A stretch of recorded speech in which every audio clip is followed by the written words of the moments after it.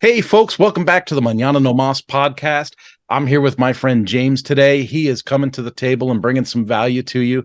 I've known Jaymes because we met through another, kind of a COVID marketing program that we're networking with each other. And we thought, man, we got to get face to face and bring other people into the conversation. And we agreed to do the podcast. Now, let me give you a little taste of Jaymes. Jaymes O'Pheron. I'm probably saying his last name incorrectly. Everybody does. It's all right. It's what? Everybody does. It's all right. Well, Jaymes says that he is a digital wellness coach. He's a consultant with a passion for lasting transformation through community. He started his career as a web developer, so we've got similarities there, but he transitioned to being more of a coach and coaching professionals at the height of COVID, and helping fellow nerds with their struggles that he himself faced, empowering others to convert stress into growth instead of into burnout. Sounds a lot like finding the opportunities within the obstacles, right? Yes, absolutely. So we've got a little bit of similarity there in that messaging. His projects are multivarious, including Collaborative Education Society, focused on cultivating heroes who impact the world with honor. And the last time that I spoke to Jaymes, he started talking about sword fighting and all kinds of cool stuff. And I said, dude, we have got to get together and make this an official thing. So, Jaymes, now that I've read the intro, fill us in, man. Just give us the details. Introduce us to the cat behind you. This is Turtle. She's a rescue cat that my wife and I adopted from the shelter. They picked her up. The pounder picked her up off the streets, and so she has a little bit of a frostbite on one ear, so it droops a little bit. We think is absolutely adorable. But we call her Turtle because when she was new to us, she would like flip her cat bed upside down, and she'd go underneath and like bring her bed with her and sneak around and peek out and move around. It was great. So she's acclimated well, and she likes to peek out the windows. Want to say hi? No, she doesn't. Well, as you know, I love dogs. We had a chocolate lab. He passed away last month, and then we watch other people's dogs. We're always surrounded by some kind of fuzzy creature, and I don't think there's anything that makes up for just having a pet around, man. It's awesome. Yeah, it is amazing. I grew up most of my life without really. I was outdoors, rural environments, that kind of stuff, but we never actually had pets of our own growing up. So this is actually my first pet, which is my goodness. Yeah, I know. I did tame the squirrels though growing up, and yeah, they would let me pet them and they're still quite wild at heart. Squirrels are quite wild at heart. And what most people would never even think of, right, is like squirrels are amazingly light. Like if they run up you or run around you. Yeah. You ever been like around like a rescue squirrel? I mean, they're almost like they don't exist, right? They're it's almost like an apparition. Yep. Yeah. Crazy. They are amazing creatures. Incredibly intelligent. But if you watch the show alone, apparently they can be tasty. This is also true. I have heard that. I have not eaten one, but I have heard that they are tasty. I have heard. I went to word camp last weekend in Arizona, and I'm eating lunch, and there's a couple that I don't know, so I do the Kurt thing. I introduce myself, and they say, "Well, we work with security, internet security stuff," and they're starting to do their pitch. I said, "Where are you guys from?" They go, "We came down from Canada. That's great. I love Canada." And then they said they lived on Vancouver Island, and I went, "What? Get out of here! What do you guys do with all those bears?" And they were like, "Bears?" I was like, "Yeah, bears, wolves. I mean, people over there eat mice." And they were like, "What in the world are you talking about?" I said, "Have you ever seen the show Alone?" And they were like, "What is this show?" I'm like, "You live on Vancouver Island? You've never seen the show Alone?" And so everyone at the table starts kicking in with, "I love that show." And these two poor people were like, "What is happening?" And the woman was like, it was a younger guy, it was a younger couple, and the female of the couple, I could tell she was a little annoyed. She was like, "We live in a city." It's a big island. Yeah, it's a big island. I said, "Well, that just goes to show how much you know. The rest of the world knows it as being this like horribly harsh environment where if you can survive there for up to 90 days, somebody will pay you like $500,000. And they're like, but I live there. Like, I mountain bike there. I jog there. It's not as harsh as what you're saying. I said, oh, trust me, I've seen the footage. This place is rough. There are places, evidently, that are rough. Yeah. That's one of the things that I remember growing up that my dad noticed was that people would go elsewhere to travel. Right. They go visit and they do all the touristy things and learn about this other city that they go to. And people would come into their town and like, wow, this is amazing. You live here. And there's all these different things. Like, I didn't even know these things existed. Right. Yeah. Yeah. And so it says, we're going to spend the time to explore the area that we're actually at first. Yeah. Yeah. Right. And because we're there, we can research and we can figure out, all this time they have this event going on. Well, it's right down the road. So I can just go there without having to worry about hotels and travel and all that kind of stuff. So we learned to look at the place we were living like tourists, and it became a big part of our culture of just being more grateful for where you're at. If you treated everything in that way of exploring and engaging and allowing yourself to be struck by wonder of the everyday, it becomes tremendously potent and powerful. Yeah. Yeah. I mean, ask a native New Yorker when's the last time they went to the Statue of Liberty, and half of them will say, I've never been. Right. You know, right. or you go to Colorado and you're like, isn't the skiing at Copper Mountain awesome? And they're like, I've never been to Copper Mountain. Like, oh my God. Come on, people. Well, dude, let's jump into something meaty, man. Tell me about your projects.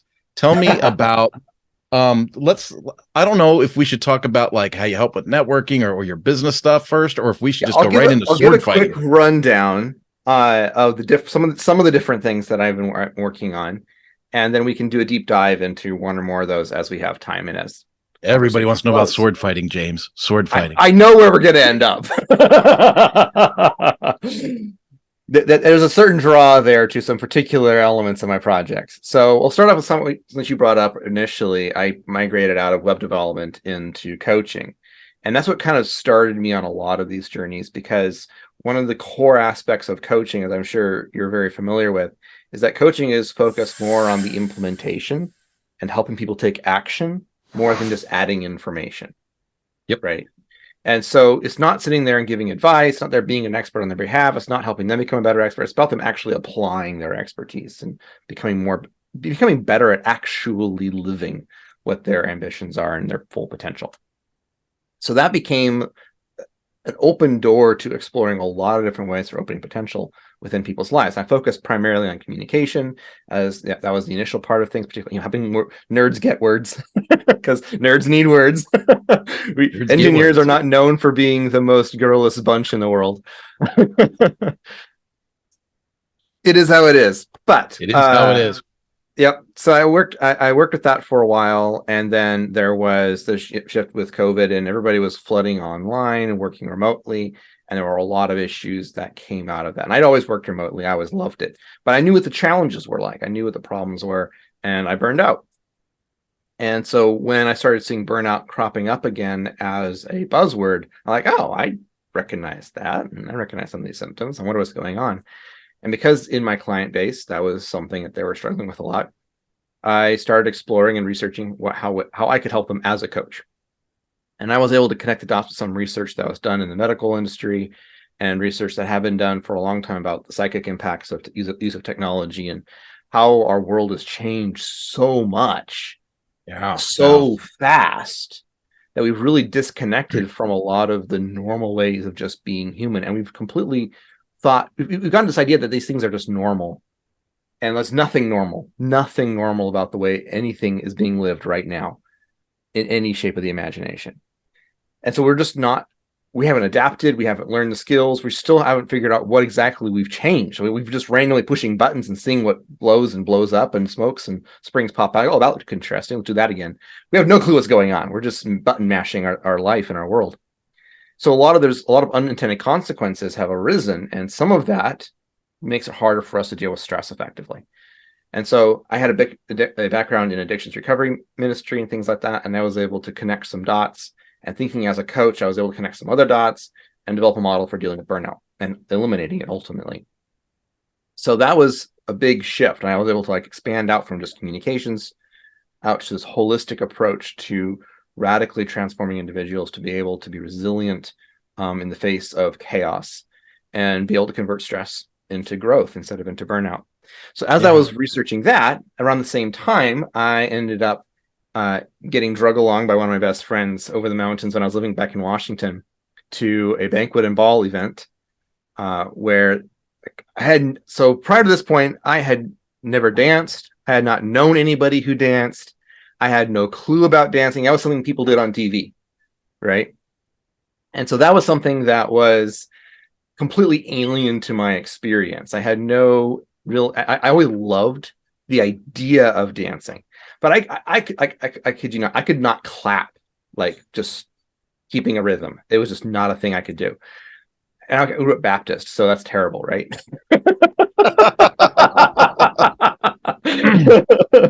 So, but you can nail a potluck.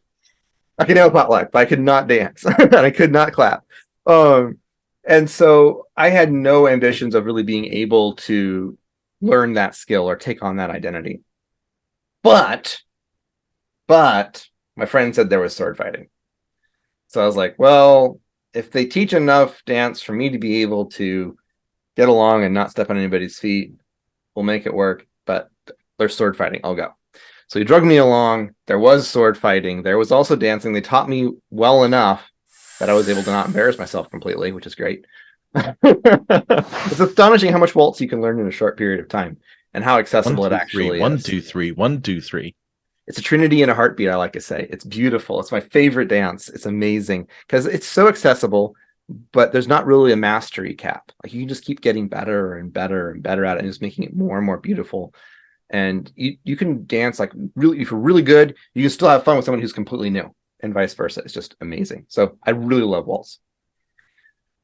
So that was my first encounter with this culture. There's a group over in Yakima, Washington. They've been doing it for 12 years.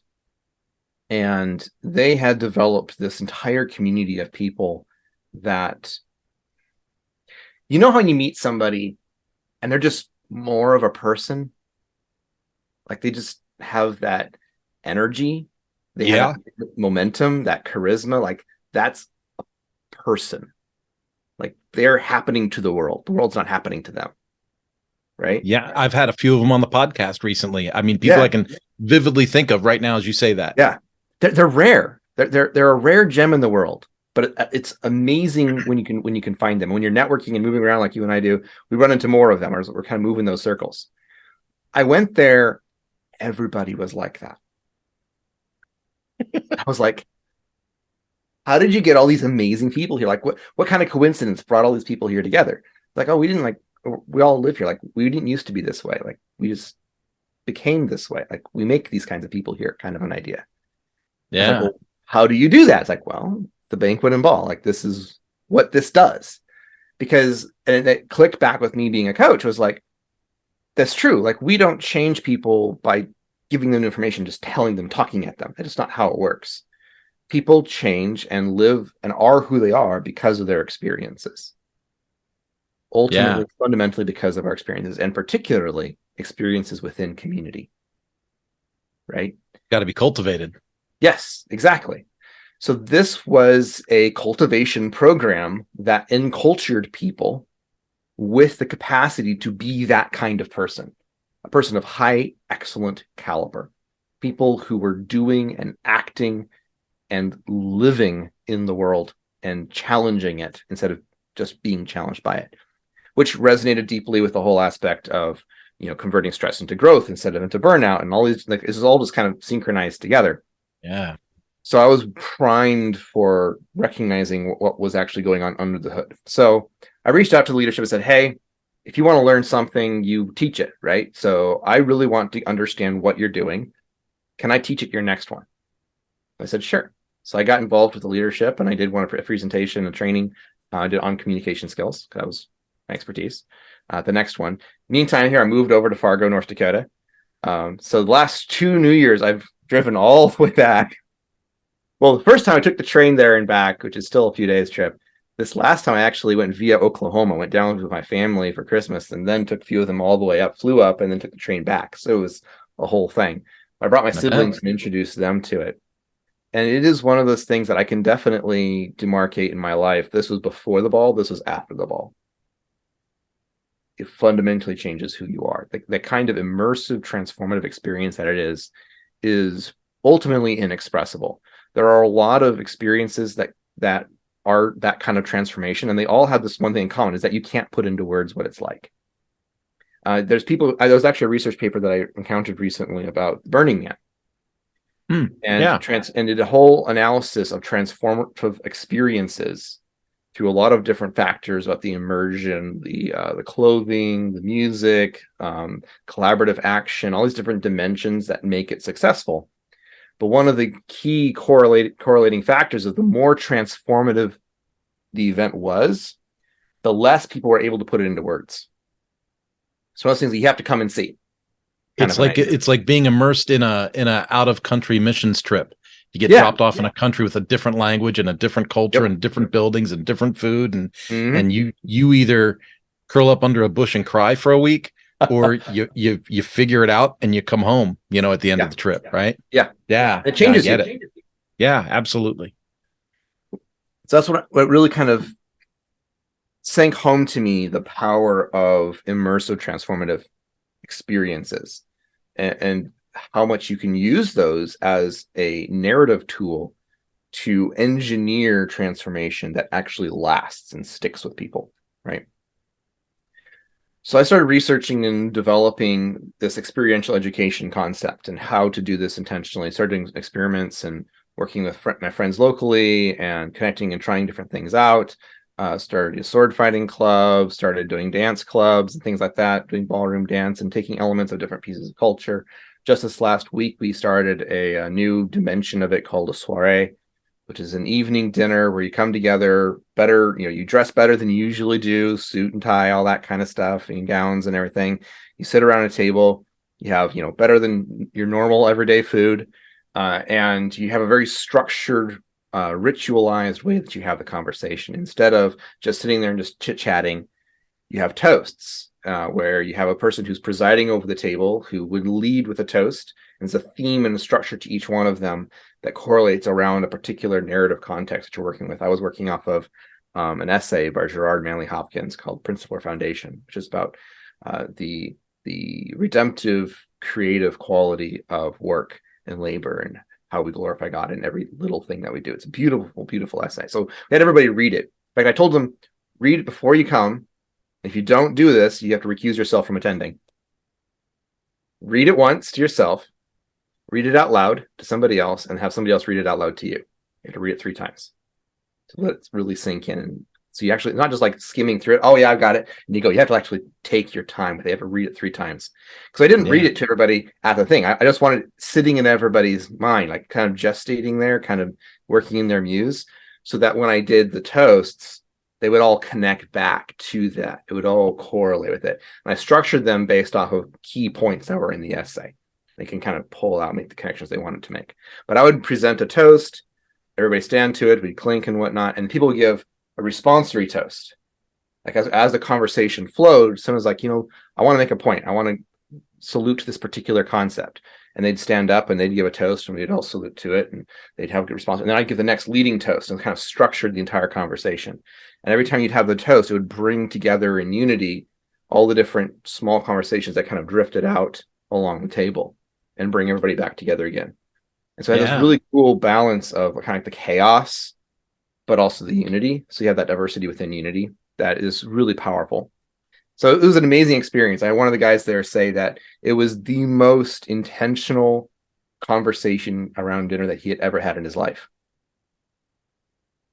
Which, if you think about the way family does dinner now, I mean, just compared to when... If family does dinner.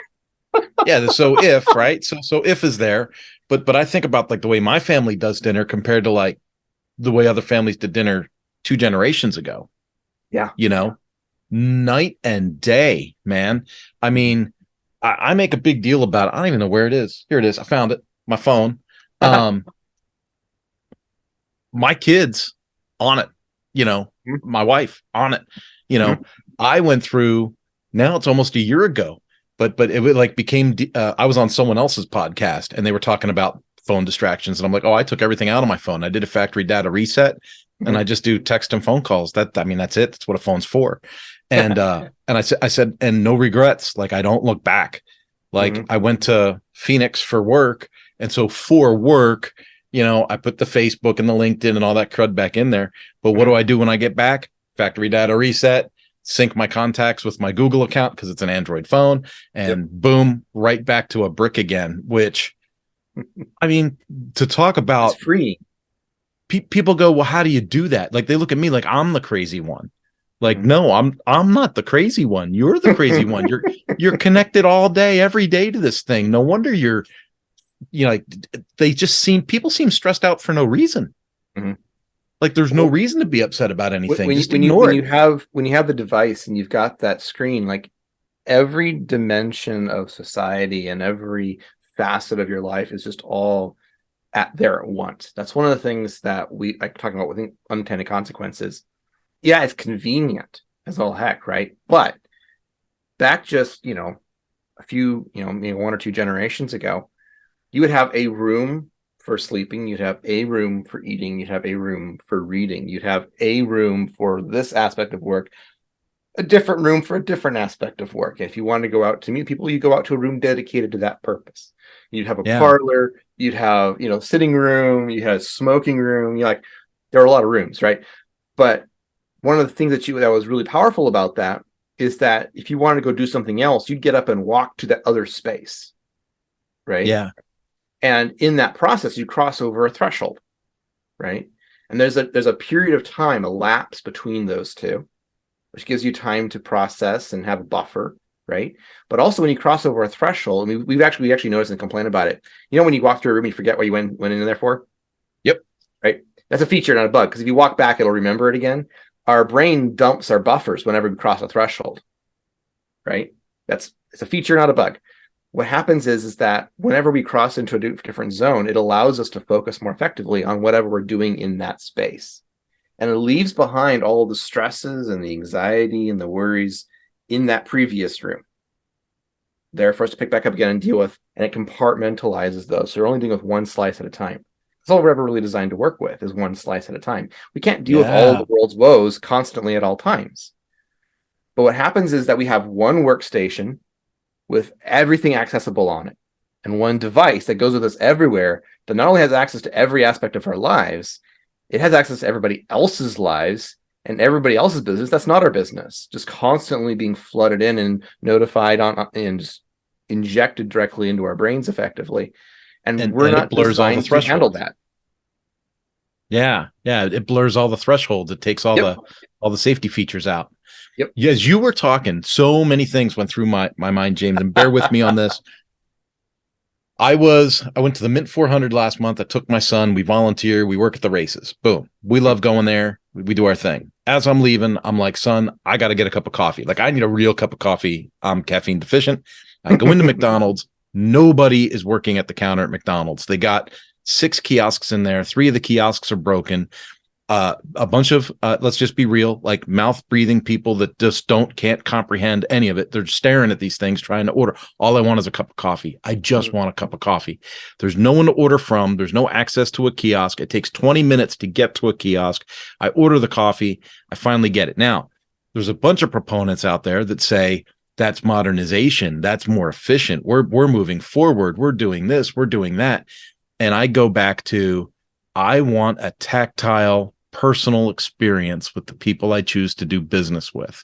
Like when our Home Depot did the whole self-help kiosk thing, I stopped going to Home Depot until they opened the cash registers back up. Like, I ain't clocked in. Like, I'm not your cashier. I want someone to cash me out. Yep. And I was listening to you talk, and I was like, that sounds amazing. Like, to sit around and have a purposeful and a purpose-driven conversation with structure, right? With etiquette and structure and relationship, right? You're actually things that we talked about when I introduced it. I talked about that, about how we have etiquette. We talk about how etiquette flows from courtesy and courtesy flows from honor, and we define each of those, right? And so when you're having these conversations, like, we'll figure out the logistics and mechanics of what etiquette looks like for us, but in the meantime, I want you to think about it. It's like, how would I act if I were to act with presence, intention, and integrity. Those are the three components of honor, we believe. Yeah. Right. And if you want to show discretion, right, beauty and order, those are the elements of etiquette, and like so on. We break it all down and everything. And like, what does that look like? Just very simple principles. What does that look like? And you think, and like, if you just pause for a moment and reflect and be present, it's kind of intuitive, actually. It's not super complicated. It's like, how do I care about the person in front of me? How do I build relationship and community in this simple, beautiful act of just passing the potatoes or acknowledging somebody, right? Yeah, but to your it's point, not about it because it's not about efficiency. When you think about people like, well, these different countries, like they're better than this country, and that country's better than that country because their GDP is this or that, or I'm like, who the heck cares? Like, what was the GDP of the nations before we had all of this chaos and suicide and all these kinds of issues, right? Like, there were peasants who had way less than we do, right? As far as like creature comforts and so on, right? But what's fascinating is when I study about how when you turn stress into growth, right? Excessive comfort kills us. Yeah. Right. It makes it harder for us to actually enjoy life, right? Our ability to engage with the elements and transform that into actual enjoyment deliberately is atrophied. So these people who had less creature comforts actually enjoyed their life more, right? They faced the weather. They were more human. And they had less, but they were more grateful for it. They had a simpler life. They had less. They weren't all fighting with each other over who was going to succeed and have the best career plan. There's like, I'm doing this in front of me. I'm going to do it well. I'm going to enjoy it. And I'm fine if I haven't doubled my income over the course of my lifetime. It wasn't a factor, right? It wasn't a thing that they were measuring each other against. But now we compare and contrast each other constantly. We're always driven to compete, to constantly pushing each other and driving each other for the most efficient, productive life ever at the cost of relationships and community, which ultimately are the only things that really last. Yeah, it degrades everything. Yeah. Because you think about, I'm trying to think back, like, and I'm trying to think like, Little House on the Prairie and all these things, right? And so you're forcing me to be like, okay, so what was the goal? Well, the goal was, a dry place to put your head down at night, right? Mm-hmm. A meal for that day, right? Mm-hmm. Maybe a plan for that season. Mm-hmm. But I mean, it wasn't like, well, I'm going to retire when I'm 55, so I got to make sure we have, 13 money in the 401k. Yeah, 37 cows on the lot and 16 draft mules or whatever. I mean, that wasn't the case. It just wasn't, You want to know something mind-blowing? I'm Eastern Orthodox Christian, so I look at a lot of the history on the Eastern side and the Eastern Roman Empire. Lasted up until the fall of Constantinople, or some people say fall into the fall of Moscow to the Bolsheviks. But anyway, the sainted emperors, right? The good emperors. There are a lot of bad emperors, but the good emperors, right? The princes who had the most opulent, wealthy, rich lives, right? Ones who had the most power, like the Byzantine emperor had power like you would not believe, right? You know what their retirement plan was? Death? No. Monasticism.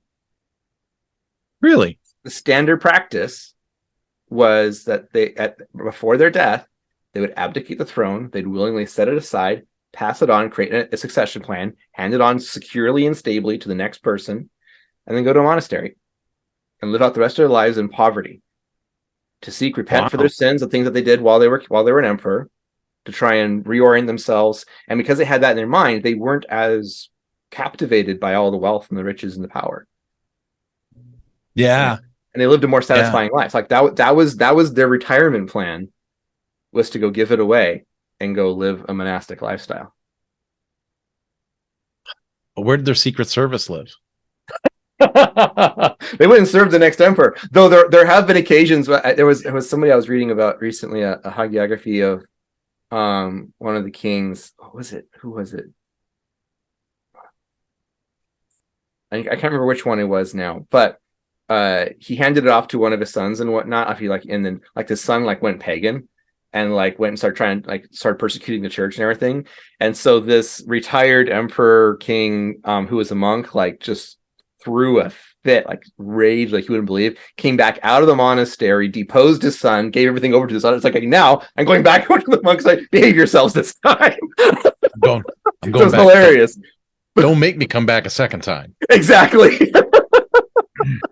Oh So there was goodness. that too. But yeah, it's a completely different way of looking at it though. It was like, instead of like building up so that I have like amazing, I can just relax and not do anything type of retirement plan, like, no, I'm going to, abdicate from comfort.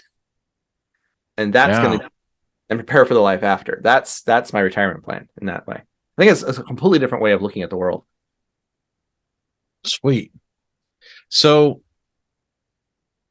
you just did this great talk about the dinner, the toasts. Mhm. You barely touched the surface of what a sword fight looks like. Oh yeah, let me go into a bit more into that. So we got why do we do sword fighting?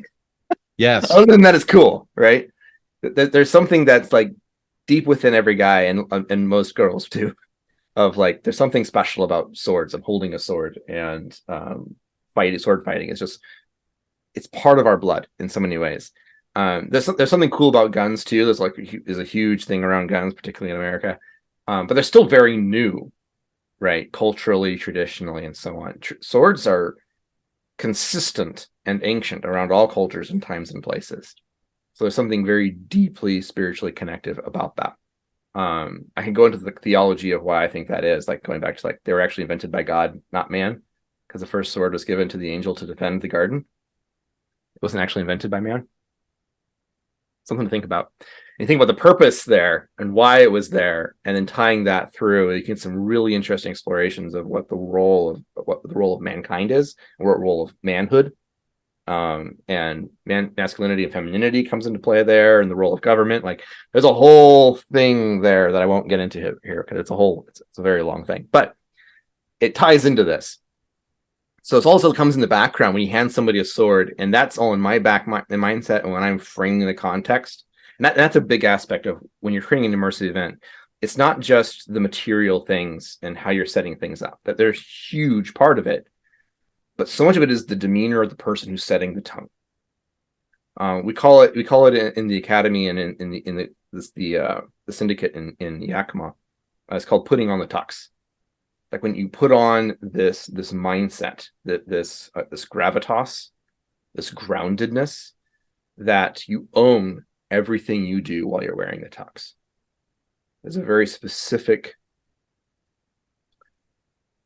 framing that you impose on the world. It's not just your own mindset. It's like you become this rock that the world pivots around, in a sense. And it doesn't matter what happens. You spill something on your shirt, like, you did that. I intended to do that. And it sounds kind of silly, but it's like, no, like, this is what happened. I own it, and then now I'm going to take care of it. Yep. You don't like, oh, panic or rush. You don't break the tux, right? You walk with deliberation, with honor, with presence, with intention, with integrity at all times, right? So when I'm introducing an event, whether it's a soiree, whether it's a fencing match, whether it's a dance, whatever it is, you change your demeanor. You take, like, I'm not casual bebopping around the streets, Jaymes. I'm this Jaymes. It's a part of who I am. It's a leadership role that you serve everybody around you with by embodying this posture, right? And then it infects them, right? It shifts their perception. Like, oh wait, somebody's actually taking something seriously. Maybe I should too, right? It reframes it for them as well. So you're giving them a gift of an opportunity to have honor and to share honor and to be honored, right? And so everything we do is framed within that context of like wearing that tux. So when you hand somebody a sword and you have that mindset, it changes. It's not just a toy. It's not something cool like you see with Errol Flynn, or, lightsabers, or, watching a movie or something like that. It's like, no, this is something more real. Like, I'm holding it. And then you give them a purpose. So in the context of a ball, particularly an academy ball, A ball always has several key components. There's, the attire, there's the event itself, and so on. There's always exactly matching guys and girls, and they're always assigned who they're going to dance with for every single dance. There's no question about it. Okay. Every girl has a dance card, knows exactly who they're dancing with, except for the last dance. The last dance is a mystery. It's a surprise at the end. They're always assigned. They know exactly who they're going to dance with, and nobody's left out. Right. That dance card is designed by one very specific person. Each gentleman has one particular lady that they are stewarding for that ball, right? They are responsible for curating and cultivating and designing their evening, right? They choose who's going on at each point on that dance card, and they're honoring the people that the other guys that they're putting on there. They're honoring the lady by who they're choosing for them to dance with, and who they think about, oh, she wants to have a conversation with this person, and she likes this kind of music, and that guy really likes that kind of music, and he's gonna have really fun with that particular one. Or there's a lot of different things that come into it. Sometimes it's a really cool like narrative. Some guys will do these fun pair swap types of things that leading up to a surprise at the end, or some people like do acronyms with names and do all kinds of crazy stuff with it. But they tell a story with it is the core aspect, and they're honoring the lady with it. The first dance is the guy who's stewarding the card because he has to present her the card, right? So it's a meaningful, powerful thing. So you can't just draw names out of a hat. Who's going to be stewarding whose dance card? That would be dishonorable, right? Yeah. So what the guys do is they duel each other with steel for the honor of stewarding the ladies' dance cards. That's what the sword fighting comes into play, because it's not just competing each other to see who's better or just having fun whacking at each other. Right? It's like, no, we are honoring the ladies with these dances, with these fights. It becomes so once again, women are causing trouble even at your events. We don't take it as trouble though. That's the thing. So you like each person has like the cards, and we don't tell any of the details about who is fighting for who or anything like that to the ladies. It's all complete secret, right? They don't get to watch. Wow. So it's like you go there and it's like, I think that I would steward that card better than you would. I challenge you to a duel. And we each get seconds. We go out there. We duel each other. Winner, if I win as a challenger, we exchange cards, right? And the idea is that each person comports themselves with honor whether they win or lose. So that at the end, every single person has the card, the person that they're going to steward, that they are meant to be serving with that stewardship. There's no wrong answers in that way, right? And there's times where you'll like honor a lady by making sure that she's fought for, even if like I don't think I'm going to end up with this lady, but I don't want him to just walk away. Like I think he would actually be better at it than me, right? But I want to honor her by challenging him for it. He has to defend it. I don't just give it to him. Like I fight for it, right? But I'm honoring both of them by making them earn that honor. It becomes tremendously powerful. So that's where the dueling comes into play, because there's a purpose to it. There's a point to it. You're honoring somebody with it, and because the ladies know that we're fighting, we can show I got bruises and marks and cuts and like gouges and there's a band-aid back here and all this kind of stuff. Every lady's bled for, right? And so when that happens, when you're walking across the dance floor to dance with this lady, there's meaning behind that. And that lady is looking at us like, this person earned this opportunity. I'm not going to waste it for him. Right? And so what happens is that every single moment becomes elongated. Every single moment becomes heavy. There's the gravitas of each moment, and intensifies throughout the entire evening until the last dance. And there's this climax, this pinnacle of intention and presence and integrity at that last dance. And it's like this culmination of honor that is focused around in like a lens around whatever the theme is for that particular ball, because they're always themed around some kind of transformative narrative. Yeah. So like this next one that I'm doing here, I'm bringing here to Fargo for the first time in May. The one is called the Martyrs Ball. It's all about death bestowing life and beauty and ashes and the resurrection of the phoenix, and taking things that are lost, that are broken, that are destroyed, and then rebuilding and finding beauty in it. And then the Sages Ball, which will be later this year, it'll be larger, end of August, beginning of September. be a 5-day event. And that's all about sageship, about that. The wisdom of being able to grow through challenges and be a hero, to be an impact in your larger community and society. So each has these themes, and there's going to be exercises and trainings providing context and meaning to that, so that the conversation over the banquet right before the ball will bring that to life and contextualize it. So that's what's on people's minds while they're dancing. And so depending on what the songs are and who you're dancing with and the experiences you've had together over the weekend and so on, all mesh together and provide context, this deeply emotional, deeply powerful, deeply weighty moment. And it becomes a fulcrum that your entire life can pivot around. You can actually have lasting, powerful transformation from it. Yeah, I want to add some clarity to all the stuff that you're describing, because people might be tuning into the podcast halfway, midway, whatever, and they're going, you know, Kurt usually talks about leadership. Kurt usually talks about communication, or Kurt usually talks about technology, right? So what are we talking about with sword fighting, and why does this make sense? And I think about things that are popular, like my sister lives in Maryland, and she goes to this medieval knights thing where they have dinner, right? And that's an experience where she's an attendee, and she's seeing other people perform that ritual, right? Or some people might listen to you and go, well, duh, I've been to a Renaissance festival. Well, that's okay. You bought a turkey leg and you walked around with your, board shorts on and ate a turkey leg and watched other people participate. But what you're talking about is the immersion experience of being part of the event yourself. And not all only about participation, not consumption. And not only play acting for that moment, but adopting the qualities that come out of that immersive experience to be a whole person change. That's a really key thing, because there's a lot of people like, oh, that's like LARPing, or that's like the Ren Fair, or that's like the SCA, the Society for Creative Actors, these kinds of things.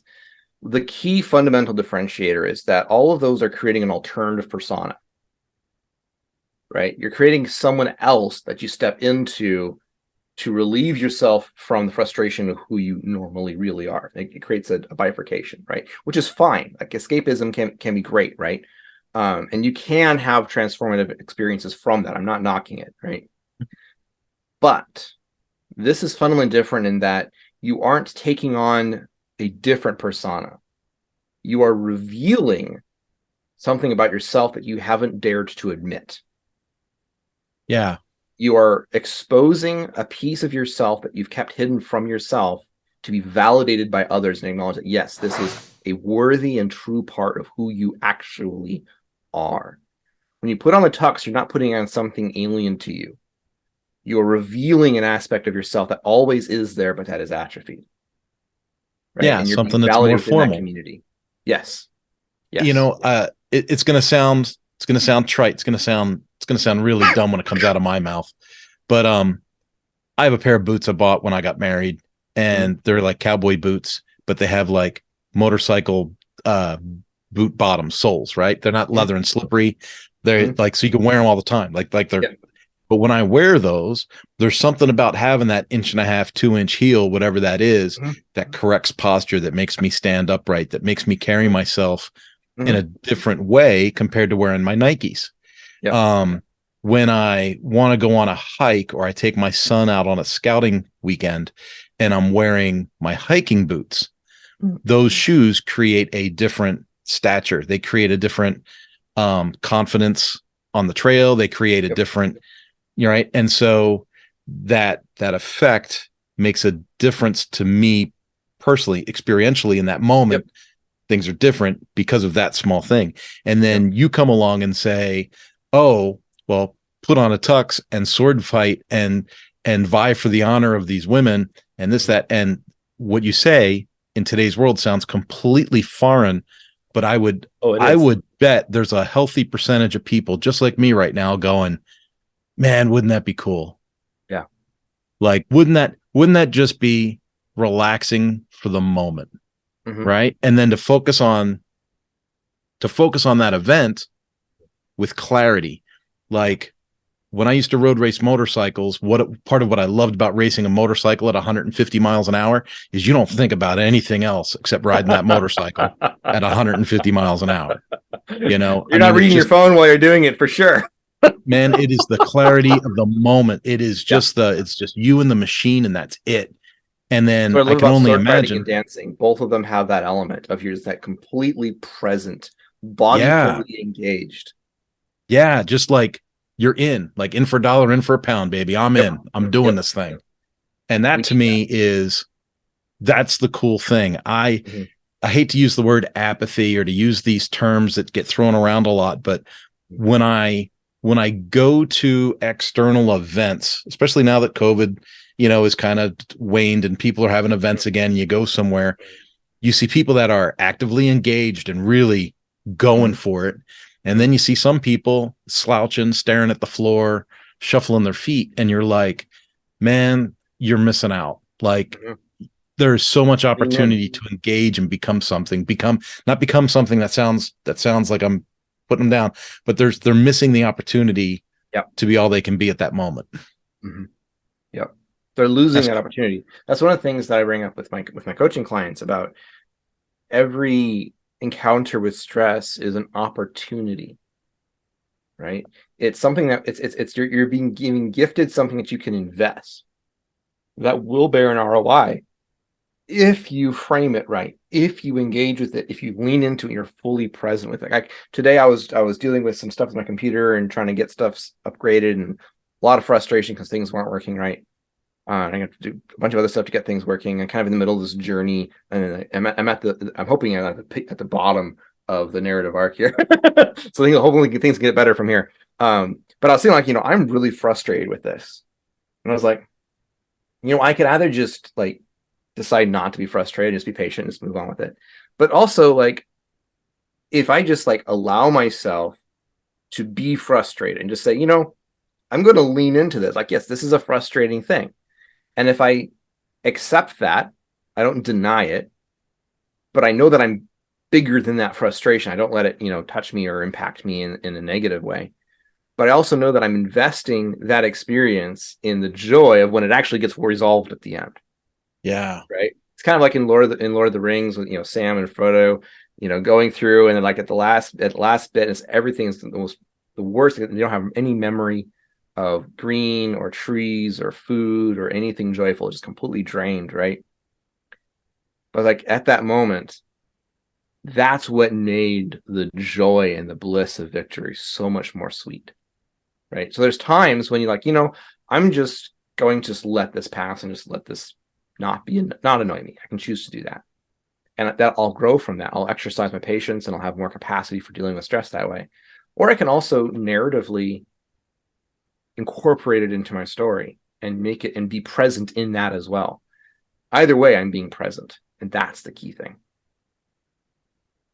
So we had this great conversation, and I want to honor your time, but now I'm curious, is this whole podcast just a ploy to get people to move to Fargo to be a part of your deal? Or I kid you not, you know this. I've given you the sales pitch 2 or 3 times already. I want people to move to Fargo. I honestly do. I think Fargo is an amazing city, and I think North Dakota is an amazing place. I have to tell you, yes, the winters are crazy. It's spring and it's still 3 feet of snow outside. It doesn't normally last this long. But what I find funny is that all the easily annoyed people move south. So we have all the nice people who are still here, all the patient people who are hardy, who have this kind of a mindset. So there's a really nice culture of people who are grounded and engaged. And they do some amazing stuff. So I'm really proud to be a North Dakotan, even if I'm a transplant. I love it. So I'd love people to move up here, absolutely. But you don't have to move here to come to the ball. There's if you go to the one in particular in August, September, the Sages Ball, there'll be people from all over the country coming in for that one. So cool. I've got your links from your prep form. I'll put those in the description of the podcast when we publish this. But I mean, how do you prefer that people find Jaymes? People hear this, they go, man, I got to connect with this dude. How do you prefer to be connected with?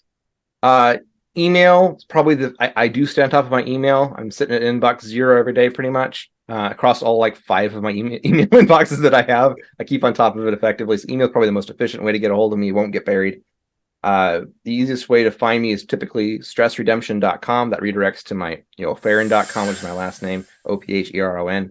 And that'll have a contact page. You can contact me. If you're interested in the Academy and things we're doing there, go to ash.academy. No.com, ash.academy, ASH. And they'll have upcoming events, information about what we do, all that kind of stuff. I'm constantly revamping and updating it. So it's still in the beginning stages of development. But we do have a site. It does have Eventbrites for registering for things and stuff coming up. Excellent. So we're going to combat burnout. We're going to combat stress. We're going to have purpose. Dude, I thank you so much for your time coming on here and sharing this with people. I can't, again, as we were having that discussion, I kept thinking to myself, trying to think from a listener's perspective, kind of like listening in, right? I picture someone driving on the 91 right now, just like stuck in bumper to bumper traffic going, what in the heck is this guy talking about? But it's like, think about it, man. Like when was the last time you executed something and felt highly purposeful and felt like it was tied to the results of someone else? Like think about sword fighting for the, for a ladies dance card. Like, really? Like, is that a thing? And then think about like our current culture and what people are arguing about and all the labels that people are putting on themselves. And here you are holding this event with like, I will duel you, sir, for the sanctity of this lady, you know, and it's like, okay, well, let's have at it, man. Cause it is, it's just generations and generations old. And I'm so glad to see that you are standing up and making that a reality again. We need it. Cool. Folks, this was my friend Jaymes. The links will be in the description. I encourage you to reach out and connect with him. If you want to be a guest on the Manana No Mas podcast, by all means, hit me up. You can come to manananomas.com. You can hook up with me on LinkedIn. I'm on LinkedIn almost every day, and I'm the only Kurt Von Onen on LinkedIn. I'm easy to find. You don't have to sort through a bunch of Bill Smiths to find me. And with that, folks, we will say goodbye, and we'll see you next time. Thank you. All the best. All right, my man.